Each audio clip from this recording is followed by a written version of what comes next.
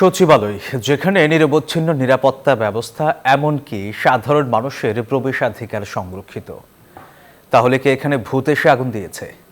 এমনটাই মন্তব্য করেছেন ফায়ার সার্ভিসের সাবেক পরিচালক অবসরপ্রাপ্ত মেজর শাকিল নেওয়াজ।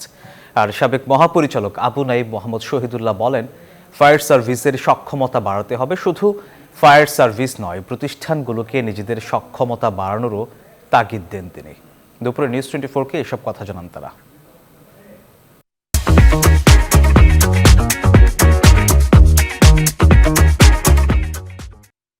জায়গায় যেখানে পুলিশ, সেখানে বিজিবি, যেখানে আনসার, সেখানে ফায়ার, নিরচ্ছন্ন একটা আছে, নিরাপত্তা আছে, লোক ঢুকতে পারে না। ঢুকতে হলে পর আমি ঢুকতে বললে 20 প্রকার আমাকে চেক করা হয়। সেখানে রাত্রে একটা আগুন লাগবে কেমনে? It's a big Q. Fire সার্ভিসে অবশ্যই সক্ষমতা বৃদ্ধি করতে হবে। পাশাপাশি খালি ফায়ার সার্ভিসের বাড়ালেই হবে না, প্রতিষ্ঠানদেরকে নিজেদের সক্ষমতা বাড়াতে হবে। এই যে একটা বড় কি পয়েন্ট ইনস্টলেশন, এখানে পানির কেন স্বল্পতা হবে? ওখানে আন্ডারগ্রাউন্ড পানির জন্য মজুদ আছে, ওটা কি তাহলে কি শেষ হয়ে গেছিল? ওইটাও তো খুঁটিয়ে দেখতে হবে।